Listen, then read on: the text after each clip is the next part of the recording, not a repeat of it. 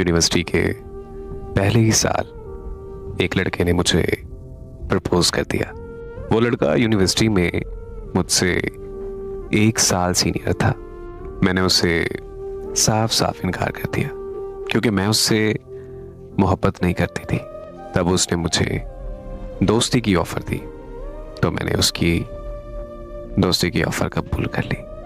फिर हम दोनों हर रोज फोन पर एक दूसरे से बातें करने लगे, यहाँ तक कि हम यूनिवर्सिटी में भी दोनों एक साथ रहने लगे।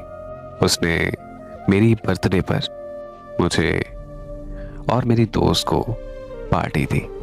मुझे उसने एक बहुत खूबसूरत घड़ी भी गिफ्ट की।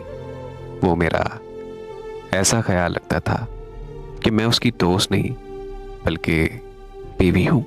इतना प्यार देखकर मेरी नज़र में कोई भी लड़की अपना दिल हार बैठेगी।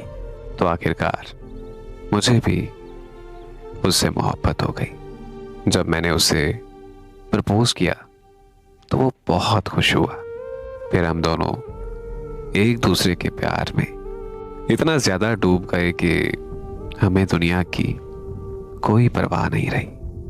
मैं उससे इतना प्यार करने लगी थी कि अगर वो मुझे थोड़ी देर कहीं नजर ना आता तो मैं उसे पागलों की तरह ढूंढने लगती थी। मुझे लगता था कि अगर उसने मुझे छोड़ दिया तो मैं मर जाऊंगी। फिर एक दिन उसने मुझसे कहा कि वो मुझसे प्राइवेट मिलना चाहता है। मैंने उसे साफ साफ इनकार कर दिया क्योंकि मैं कोई भी गलत काम नहीं करना चाहती थी। मैंने उसे समझाया कि शादी से पहले ऐसी मुलाकात हराम है। मेरी ये बात सुनकर वो मुझसे नाराज हो गया और उसने मुझसे बात करना बिल्कुल बंद कर दी। मैंने उसकी बहुत मिन्नतें की लेकिन वो नहीं माना। मैं उसकी नाराजगी हरगिज़ बर्दाश्त नहीं कर सकती थी क्योंकि मुझे उससे शदीद मोहब्बत हो चुकी थी। और फिर मजबूरन मुझे उससे प्राइवेट तौर पर मिलना पड़ा।